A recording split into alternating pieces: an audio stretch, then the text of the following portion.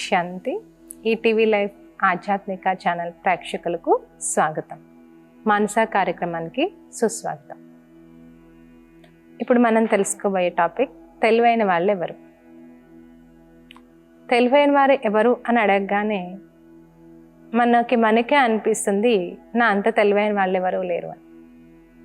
కానీ అసలైన తెలివైన వాళ్ళు ఎవరు అంటే తమ జీవితాన్ని చాలా ఉన్నతంగా తీర్చిదిద్దుకునే వాళ్ళు అసలైనటువంటి తెలివైన వాళ్ళు. మామూలుగా తెలివైన వాళ్ళు అని ఎవరిని అంటారు అంటే కొద్ది సమయంలోనే ఎక్కువ ఫలితాన్ని పొందగలిగే వాళ్ళని తెలివైన వాళ్ళు అంటారు. ఏదైనా పని చాలా తేలిగ్గా చేసే వాళ్ళని తెలివైన వాళ్ళు అనడం జరుగుతుంది. అందుకోసమే ఉన్నతమైన దేవతల్లో కూడా అందరికంటే ఎక్కువ విలువను వినాయకుడికి కూడా ఇవ్వడం జరుగుతుంది. అంటే ఏదైనా శుభమైన కార్య వ్యవహారాలు చేయాలి అంటే ముందుగా వినాయకుడిని ఆహ్వానించి వినాయక పూజ చేసి మరీ స్టార్ట్ చేస్తారు. అంటే ఆయనకి అంత విలువ ఇవ్వడం జరిగింది. ఎందుకోసం అంటే ఆయన యొక్క బుద్ధివంతుడు, అంటే వినాయకుడు అంటే బుద్ధివంతుడు అని కూడా చెప్తారు.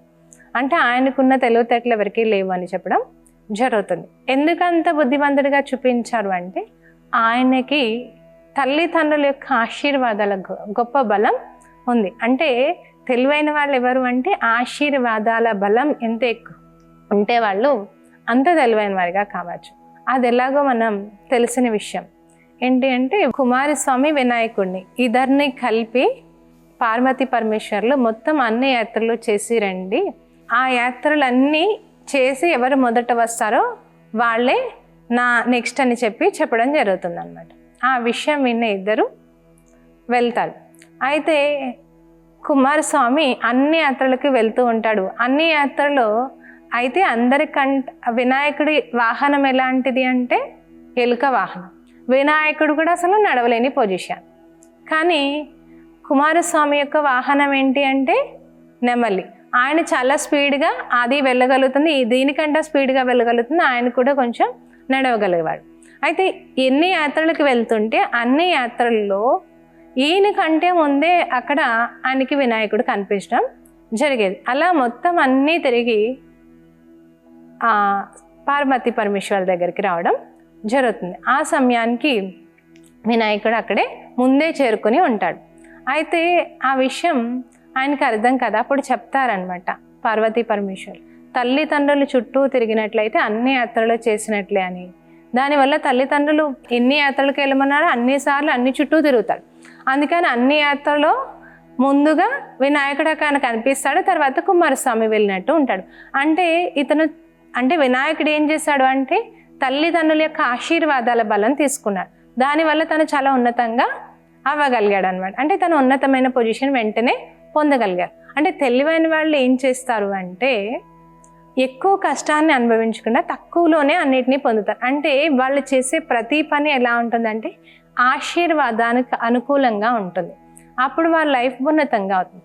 మనం కూడా మన జీవితంలో మన తల్లిదండ్రులు గౌరవించి వాళ్ళు చెప్పిన విధంగా మనం నడుచుకున్నట్లయితే మనకు ఆశీర్వాదాలు ఉంటాయి. ఆ ఆశీర్వాదాల కారణంగా మన జీవితంలో ఈజీగా ముందుకు వెళ్ళగలుగుతాం అన్నమాట. ఏదైనా పని మొదలు పెట్టేటప్పుడు భగవంతుడిని నామస్మరణ చేసి ఆ పని మొదలు పెడితే త్వరగా తయారైపోతుంది. ఇది తెలివైన వాళ్ళు చేసేటువంటి మొట్టమొదటి పని.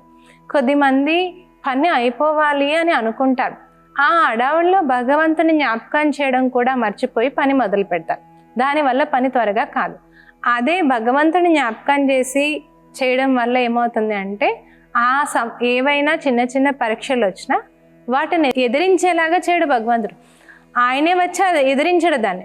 ఆ ఎదుర్కోవడానికి ఏ శక్తి కావాలో ఆ శక్తిని మనలో నింపి ముందుకు వెళ్ళడానికి అవకాశాన్ని కలిగిస్తాడు భగవంతుడు. అంటే భగవంతుడి ఆశీర్వాదాలు మన పైన ఉంటాయి. అందుకని మనం ఏదైనా పని మొదలు పెట్టేటప్పుడు తప్పకుండా భగవంతుని జ్ఞాపకం చేసి పని మొదలు పెట్టాలి.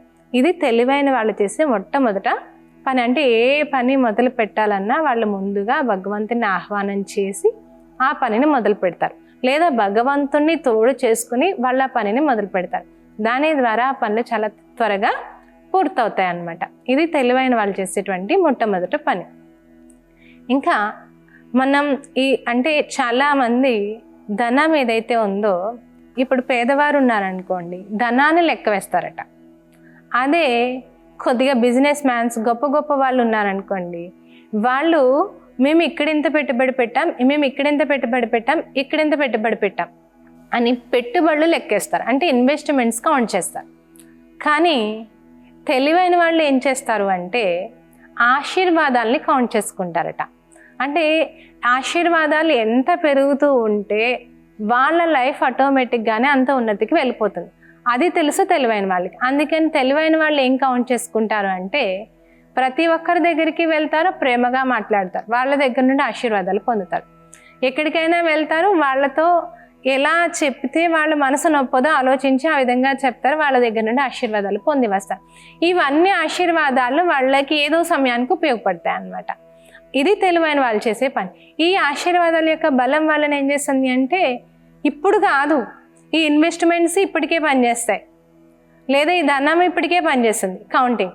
కానీ ఈ ఆశీర్వాదాల యొక్క కౌంట్ ఎప్పటికీ పనిచేస్తుంది అంటే ఈ జన్మకి కాదు, జన్మాంతరాలకి ఆశీర్వాదాల యొక్క కౌంట్ పనిచేస్తుంది. అందుకే తెలివైన వాళ్ళు అని ఎవరిని అంటారంటే ఆశీర్వాదాలని కౌంట్ చేసుకునే వాళ్ళని తెలివైన వాళ్ళు అంటారు. వాళ్ళు ఏ పని చేస్తున్నా అందులో ఆశీర్వాదాలు వచ్చేలాంటి పనులు చేస్తూ ఉంటారు అన్నమాట. ఇది తెలివైన వాళ్ళు చేసేటువంటి మొట్టమొదటి పని.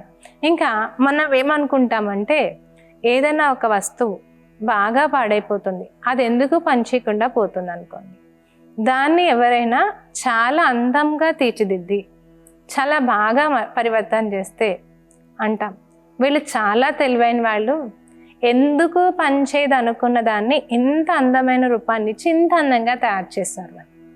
అలా అసలైన తెలివైన వాళ్ళని అంటాం. కానీ అంతకంట అసలైన తెలివైన వాళ్ళు ఎవరు అంటే ఎవరు అయితే అంటే ఏం చేశారంటే పాడైన దాన్ని మంచిగా బాగు చేశారు. ఎవరైతే చెడు ఆలోచనలు మనసులో వస్తున్నాయో వాటిని గ్రహించి ఆ చెడు ఆలోచనలు మంచిలోకి పరివర్తన చేస్తారో వాళ్ళే అసలైన తెలివైన వాళ్ళు. అందుకే ఇప్పుడు చూడండి, ఎవరైనా పిల్లలు ఏదైనా చాక్ పెట్టి ఆడుతూ ఉన్నారనుకోండి, అప్పుడు తల్లి వెళ్ళి ఆ చాకు లాగాలి అనే ప్రయత్నం చేసింది అనుకోండి, ఏం చేస్తాడు ఆ పిల్లవాడు? ఏడవటం మొదలు పెడతాడు, లేదా లాగే పొజిషన్లో చేతికి తెగే అవకాశాలు కూడా ఉంటాయి. అదే తెలివైన తల్లి ఏం చేస్తుంది అంటే ఆ పిల్లవాడికి ఒక అందమైన ఆట బొమ్మను తెచ్చి ముందు పెడతాడు. అప్పుడు ఆ పిల్లవాడు ఏం చేస్తాడంటే నెమ్మదిగా అక్కడికి వెళ్ళి ఆ ఆట బొమ్మ ఆడుకుంటాడానికి తీసుకుంటూ ఈ చాకు వదిలేస్తాడు. ఆ తల్లి నెమ్మదిగా వెనక నుండి దాచి లోపల దాసేస్తుంది. ఆ పిల్లవాడు ఈ బొమ్మతో ఆడుకుంటాడు, ఆ చాకును మర్చిపోతాడు. అలా తెలివైన వాళ్ళు ఏం చేస్తారంటే ఈ మనసుకి చెడు ఆలోచనలు ఎక్కువగా అలవాటు అయిపోయినప్పుడు ఈ మనసుకి ఆలోచన చేయకపోతే ఒక్క సెకండ్ ఉండలేదు. మనసు పని ఏదో ఒక ఆలోచన చేయడం, ఆ ఆలోచన లేదు అంటే మనసు ప్రశాంతంగా ఉండలేదు. అందుకని ఏ చెడు ఆలోచనలకి వెళ్తూ చెడు ఆలోచనలు చేయడం ప్రారంభం చేస్తూ ఉంటుంది. అందుకే మనసుకి ఏం చేయాల్సి ఉంటుంది అంటే ఏదైనా ఒక మంచి ఆలోచన చేయడం ఇచ్చేయాలి. అప్పుడు ఆ మంచి ఆలోచనలో మనసు బిజీ అయిపోయినప్పుడు ఆటోమేటిక్గానే లోపల ఉన్న చెడు తొలగిపోతుంది. అంటే మంచి ఆలోచనను మంచిగా ప్రేరణ చేస్తూ ఆ మంచి అందమైన జీవితాన్ని మనకి ఇవ్వడం జరుగుతుంది. అంటే మనం ఏం చేస్తూ ఉంటామంటే ఏదైనా అవ్వగానే ఏమవుతుందో, ఎలా అవుతుందో, అవుతుందో అవ్వదో ఏమో అని ఇలా చెడు ఆలోచనలు లేదా అనవసరపు ఆలోచనలతో బుద్ధిని బిజీ చేస్తూ ఉంటాం. కానీ తెలివైన వాళ్ళు ఏం ఆలోచిస్తారంటే ఇది కూడా నా మంచి కోసమే జరిగింది, దీని ద్వారా నేను ఎంతగా మంచిగా మార్చుకోవచ్చు దీన్ని, అంటే ఇది నా మంచిగా జరిగింది, దీన్ని ఇలా ఆలోచన చేస్తే ఇలా మంచిగా అవుతుంది, దాంతో నా జీవితంలో ఇంకొంచెం ముందుకు వెళ్ళొచ్చు అని ఆలోచిస్తారు. అలా ముందుకు వెళ్ళడానికి ఎలాంటి ఆలోచనలు ఉండాలో అలాంటి ఆలోచనలు వాళ్ళు చేస్తారనమాట. అంటే మంచి అందమైన రూపాన్ని ఇస్తారు. ఇది ఎవరు చేయగలుగుతారంటే ఎవరైతే ఆధ్యాత్మిక చింతన పదే చేస్తూ ఉంటారో అటువంటి వాళ్ళు వాళ్ళ ఆలోచనలు మంచిగా పరివర్తన చేసుకుని వారి జీవితాన్ని ఉన్నతంగా చేసుకుంటారనమాట. ఇది అసలైన తెలివైన వాళ్ళ యొక్క లక్షణం. అలానే తెలివైన వాళ్ళని ఎవరిని అంటారు అంటే ఏదైనా ఒక కార్యవ్యవహారాలు చేసినప్పుడు, బిజినెస్ వర్క్స్ ఏదైనా చేసినప్పుడు తక్కువలోనే అన్ని పనులు పూర్తి చేస్తూ ఉంటారు. అలా ఎవరైతే చేస్తూ ఉంటారో వాళ్ళనే తెలివైన వాళ్ళు అంటారు. అంటే తక్కువ ఆలోచనలు చేసి మంచి ఫలితాన్ని పొందేవాళ్ళే తెలివైన వాళ్ళు. ఎవరు తక్కువ ఆలోచన చేయగలుగుతారంటే, ఎవరి ఆలోచన అయితే సదా భగవంతుడితో కనెక్ట్ అయి ఉంటుందో వాళ్ళు ప్రతి చిన్నది భగవంతుని అడుగుతారు, వారి నుండి సరైన సలహా లభిస్తుంది. అందువల్ల వాళ్ళకి ఈజీగా తక్కువ ఆలోచనలు చేయడం అలవాటు అవుతుంది. ఆ తక్కువ ఆలోచన చేయడం వల్ల అంటే చెప్తారు కదా, ఎప్పుడైతే క్వాంటిటీ తగ్గుతుందో అప్పుడు దాని క్వాలిటీ పెరుగుతుంది అనమాట. అందుకని మన ఆలోచన సరళి తగ్గిన కారణంగా మనం చేసిన ఆలోచనలో స్ట్రాంగ్నెస్ అనేది పెరుగుతుంది అనమాట. దాంతో మనం ఏ పనైనా విజయవంతంగా చేయగలుగుతాం. తెలివైన వాళ్ళు ఈ పని చేస్తారు అనమాట. అంటే ఆలోచనలు తక్కువ ఉంటాయి కానీ ఫలితం అనేది దాని రిజల్ట్ అనేది చాలా మంచిగా ఉండటం జరుగుతుంది అనమాట. అయితే మనం ఈ సెకండ్ వరకు తెలివైన వాళ్ళు అంటే ఏమనుకుంటాము అంటే, బాగా డబ్బు సంపాదించారు అంటే వాళ్ళు చాలా తెలివైన వాళ్ళు అని, లేదా ఎవరైనా బాగా హోదా సంపాదించారనుకోండి వాళ్ళు తెలివైన వాళ్ళు అంటాం. కానీ అసలైన తెలివైన వాళ్ళు ఎవరు అనే విషయాన్ని మనం తెలుసుకోవాలి అంటే, ఎవరైతే వాళ్ళను వాళ్ళు తెలుసుకున్నారో వాళ్ళే అసలైన తెలివైన వాళ్ళు. అంటే ఎవరైతే వాళ్ళలో వాళ్ళు ఉన్న మంచి గుణాలు, వాళ్ళలో ఉన్న అవగుణాలు తెలుసుకుంటారో వాళ్ళ లైఫ్ ముందుకి బాగా వెళ్తుంది. అంటే నాలో ఈ అవగుణం ఉంది, అది నన్ను కిందకు దిగజారుస్తుంది. నాలో ఈ మంచి గుణం ఉంది, ఇది నన్ను ముందుకు తీసుకెళ్తుంది. అందుకని నేను నాలో ఉన్న ఈ అవగుణాన్ని తొలగించుకోవాలి. అప్పుడు నా లైఫ్ చాలా ఉన్నతంగా అవుతుంది. నాలో ఈ మంచి గుణాన్ని నేను పెంచుకుంటూ వెళ్ళాలి, అప్పుడు నాది బాగుంటుంది భవిష్యత్ అని వాళ్ళకి తెలుస్తుంది. అందుకని అసలైన తెలివైన వాళ్ళు ఎవరంటే, వాళ్ళను వాళ్ళు స్టడీ చేసిన వాళ్ళు మాత్రమే అసలైన తెలివైన వాళ్ళు. దీనికోసం ఒక చిన్న ఉదాహరణ. ఒక రాజు తన రాజ్యంలో ఉన్నటువంటి గొప్ప గొప్ప జ్ఞానవంతులు తెలివైన వాళ్ళు ఎవరైతే ఉన్నారో వాళ్ళందరినీ పిలిచి ఎవరు తెలివైన వాళ్ళు అని అడుగుతాడనమాట రాజు. అడిగితే ప్రజలు అందరూ, అంటే వచ్చిన జ్ఞానవంతులందరూ ఒక్కొక్కరు ఒక్కొక్క సమాధానం చెప్తారు. కానీ రాజుకి మాత్రం ఎవరి సమాధానం మంచిగా అనిపించదు. అయితే ఒక ముసలి సాధువు రాజు దగ్గరికి వస్తాడు. అదే ప్రశ్న ముసలివాడు సాధువు దగ్గరికి వచ్చి ఆ ముసలి సాధువు రాజు దగ్గరికి వస్తాడు. అప్పుడు ఆ రాజు అదే ప్రశ్న సాధువును కూడా అడుగుతాడు, అసలైన తెలివైన వాళ్ళు ఎవరు అని. అప్పుడు ఆ ముసలి ఆయన అడుగుతాడు, నేను అసలైన తెలివైన వారు ఎవరో చెప్పాలి అంటే నేను అడిగే ఒక ప్రశ్నకి మీరు సమాధానం చెప్పండి అని. ఏమని అడుగుతాడు అంటే రాజుని ఆయన, మీకు శత్రువు ఎవరండి అని అడుగుతాడు. అని అడిగితే అప్పుడు రాజు చెప్తాడు, నా పక్క రాజ్యంలో ఉన్న రాజు కాదండి నా శత్రువు, నాలో ఉన్న కోపమే నా శత్రువు అని రాజు చెప్తాడు. అయితే అప్పుడు ఆ సాధువు చెప్తాడు, ఈ ప్రపంచంలో కంటా తెలివైన వాళ్ళు మీరేనండి. ఎందుకంటే మీలో ఉన్న అవగుణాన్ని మీరు గమనించుకున్నారు, దానివల్ల దాన్ని తొలగించుకోగలుగుతారు. దాన్ని తొలగించుకోగలిగినప్పుడు మీరు రాజ్యంలో ప్రజల్ని మీరు బాగా చూసుకోగలుగుతారు. మీరు రాజ్యంలో ప్రజల్ని మీరు బాగా చూసుకోగలిగినప్పుడు మీ రాజ్యంలో ప్రజలే మీ అందరికీ అండగా నిలబడతాడు.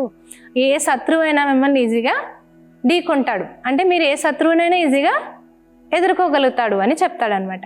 ఆయన ఆ విషయం తెలుసుకుని ఆయనలో ఉన్న కోపం ఏదైతే ఉందో దాన్ని నెమ్మదిగా ప్రశాంతం చేసుకుని రాజ్యంలో ప్రజల్ని చాలా మంచిగా చూడడం మొదలుపెట్టి ఆయన కోపం తగ్గడంతో ప్రజలందరికీ చాలా సంతోషమయ్యి ప్రజలందరూ రాజు వైపే నిలబడడం మొదలుపెట్టారు. అందుకని ఎదుట రాజు వచ్చిన దండయాత్రకి ఆయన వాళ్ళపైన ఈజీగా గెలవగలిగాడు రాజు అనమాట. అలా మనము అసలైన తెలివైన వాళ్ళు ఎవరు అంటే, మన మనసుని జయించిన వాళ్ళే అసలైన తెలివైన వాళ్ళు. ఎందుకంటే ఈ మనసు ఎంత గొప్పది అంటే, దీన్ని జయిస్తే జగత్తునే జయించినట్లు అంటారు. ఈ మనసు ఎలాంటిది అంటే, ఏది చూస్తే అది కావాలనిపిస్తుంది, ఏదైనా కానీ ఇది నాదే అనిపిస్తుంది, లేదంటే చిన్నబుచ్చుకోవడం స్టార్ట్ అవుతుంది. ఇలా రకరకాలన్నీ మనసులో ఉంటాయి. వీటన్నిటినీ మనం అవగాహన తెచ్చుకొని వాటిని పరివర్తన చేసుకోగలిగినప్పుడు మన జీవితం రాజులకి రాజుగా అవుతుంది, అంటే ఉన్నతమైన రాజ్యం చేయగలిగేలాగా మారుతుంది. మన కర్మేంద్రియాలే మన మాట వినట్లేదు, ఎదటి వ్యక్తి మన మాట ఎక్కడ వినగలుగుతాడు? వినలేడు. అంటే అసలైన తెలివి అయిన వాళ్ళు ఎవరు అంటే మన కర్మేంద్రియాలన్నీ మన ఆధీనంలో పెట్టుకుని నడిపించగలిగిన వాళ్ళు తెలివైన వాళ్ళు. అలానే మన మనసుని మన బుద్ధిని మన మనసుతో సరైన ఆలోచనలు చేసేవాళ్ళు తెలివైన వాళ్ళు. బుద్ధితో ఏది సరైనది ఏది రాంగ్ అని కరెక్ట్గా డిసిషన్ తీసుకోగలిగిన వాళ్ళు సరైన తెలివైన వాళ్ళు. అలానే మన అలవాటులు ఏవైతే ఉన్నాయో వాటిని కూడా గ్రహించి ఆ అలవాటులు ప్రతి దాంట్లో ఎంత నష్టం ఉందో తెలుసుకొని నెక్స్ట్ నుంచి ఆ అలవాటుల నుండి దూరం అయ్యే వాళ్ళే తెలివైన వాళ్ళు. అంటే మన అలవాట్లే మనకు తెలియనప్పుడు, మనలో ఉన్నటువంటి లోట్లే మనకు తెలియనప్పుడు మనం ఉన్నతికి ఎప్పుడు వెళ్ళగలుగుతాం? వెళ్ళలేం. అప్పుడు మనం తెలివితేటలు ఎన్నున్నా కానీ అలవాట్లు మనల్ని కిందకి లాగేస్తూ ఉంటాయి. లేదా మనలో ఉన్న కోపం మనం ఎంత ముందుకెళ్ళినా కిందకి లాగేస్తుంది. అందుకని ముందు మనకు అసలైన తెలివి దేని మీద ఉండాలి అంటే మనలో ఉన్న మన వాటి మీద తెలివి ఉండాలి. ఎప్పుడైతే వీటి మీద తెలివి ఉంటుందో ఆటోమేటిక్గానే మన విజయం అనేది ఉంటుందన్నమాట. మన అలవాటుల్ని మనం గ్రహించగలిగినప్పుడు వాటి వల్ల వచ్చే నష్టాల్ని మనం తెలుసుకోగలుగుతాం. కొద్దిమందికి ఏమవుతుంది అంటే చెడు విషయాలు, చెడు దృశ్యాలు ఎక్కువ చూస్తే అలవాటు ఉంటుంది. మనలో ఉన్న చెడు అలవాట్లు మనల్ని ఏం చేస్తాయంటే కిందకు దిగజార్చడం స్టార్ట్ చేస్తాయి. అందుకని మనం ఏం చేయాలంటే మనలో ఉన్న చెడు అలవాట్లు ఏంటో మనం గ్రహించగలగాలి. ఆ గ్రహించిన తెలివి మనకి ఉన్నప్పుడు ఆ చెడు అలవాటుల్ని మనం ఈజీగా ఎలా మారిస్తే మన జీవితం ఉన్నతంగా అవుతుందో తెలుస్తుంది. కొద్దిమందికి ఏమవుతుందంటే చెడును చూసే అలవాటు ఎక్కువ ఉంటుంది. అంటే ఏదైనా అంటే పాపం వాళ్ళు స్వతహాగానే ఫోన్లో చెడు కనిపిస్తూ ఉంటే అదేంటో తెలుసుకోవాలనే ఉద్దేశంతో వెళ్తుంది. కానీ లాస్ట్కి ఏమవుతుందంటే ఆ చెడు ప్రేరణ చెడు వైపుకు తీసుకెళ్ళిపోతుంది. అందుకని అది నా అలవాటు, దానివల్ల నేను ఇది నష్టపోతున్నా అని గ్రహించుకోగలిగినప్పుడు దాన్ని తొలగించగలుగుతాడు. ఆ తొలగించగలిగినప్పుడు తను మంచి వైపుకు వెళ్ళగలుగుతాడు. మంచిని చూడడం మొదలు పెడతాడు. ఆ మంచిని చూడడం మొదలు పెడితే మంచి వైపుకు ప్రేరణ వెళ్తుంది. అప్పుడు తన జీవితంలో ముందుకు వెళ్ళడం తేలికవుతుంది. తన ప్రశాంతమైన జీవితాన్ని జీవించగలుగుతాడు అనమాట. అందుకని మన అలవాట్లు ఏమున్నాయి అనే దాన్ని కూడా గ్రహించాల్సి ఉంటుంది. మన అలవాట్లు బాగున్నాయి అంటే మన లైఫ్ కూడా బాగా వెళ్తుంది. అందుకని అలవాట్లను కూడా మార్చుకోవాల్సి ఉంటుంది. కొద్దిమందికి ఎలాంటి అలవాటు ఉంటుంది అంటే ప్రతి ఒక్కరిపైన చిరాకు పడే అలవాటు ఉంటూ ఉంటుంది. అలా చిరాకు పడడం వల్ల ఏమవుతుంది అంటే వాళ్ళ దగ్గరికి వచ్చిన వాళ్ళందరి మీద చిరాకు పడడం అలవాటు అయిపోతుంది. ఎవరైనా వీళ్ళకి అవకాశం ఇచ్చే వాళ్ళు వస్తారు, వాళ్ళ మీద కూడా వాళ్ళు అలాగే చిరాకు పడతారు. దానివల్ల వాళ్ళ అవకాశం అనేది కోల్పోవడానికి కారణమవుతుంది. అందుకని అది గమనించుకున్నప్పుడు ఏమవుతుంది అంటే వాటి నుండి అంటే వాళ్ళకి వచ్చే అవకాశాలని కూడా క్యాచ్ చేయగలుగుతారనమాట.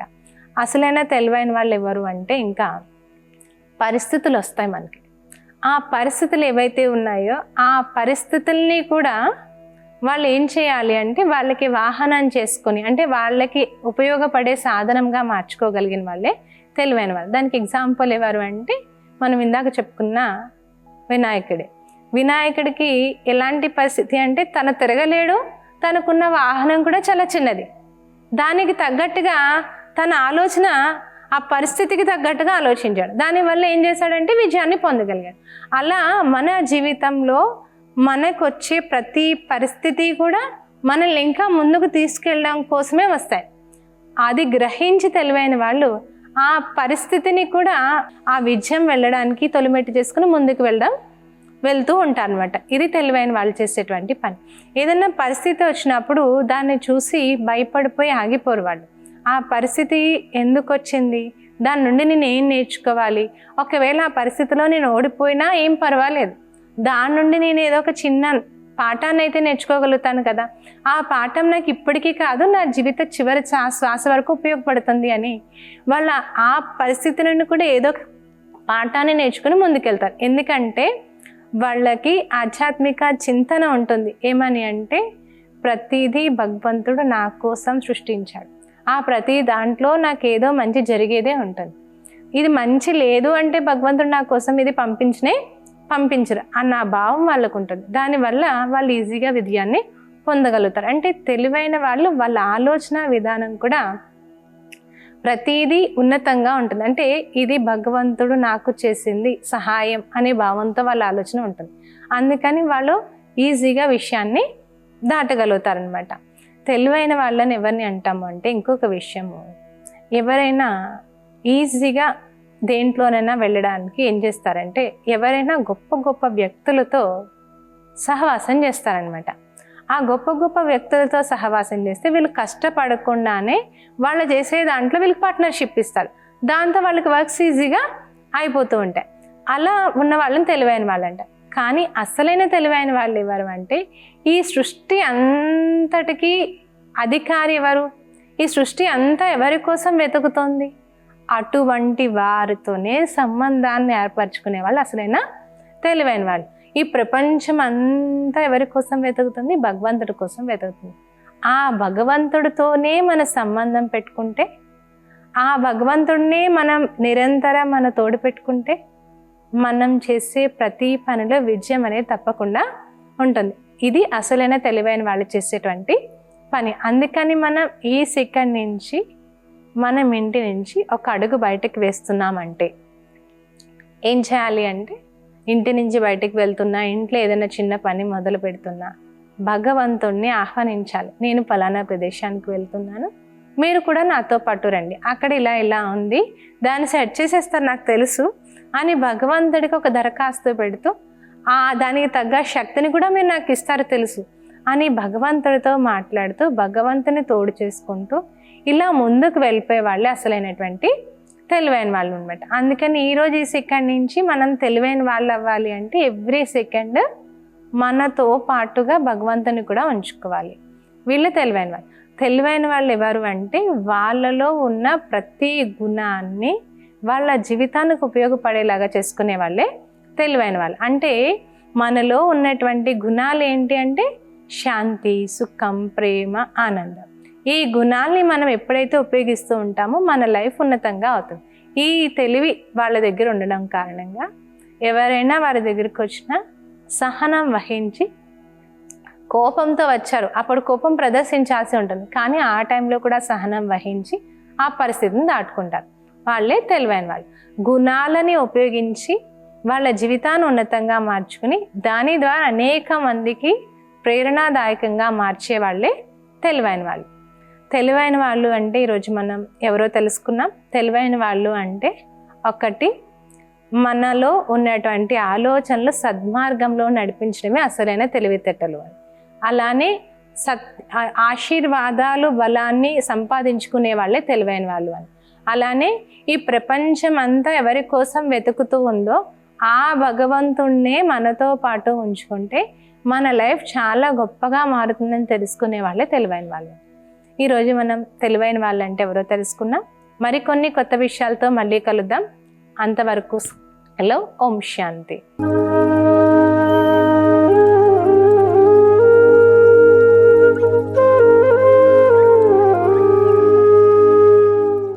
ఈ కార్యక్రమాన్ని తిరిగి చూడాలనుకుంటే www.youtube.com/ETV Life Spiritual లో చూడవచ్చు.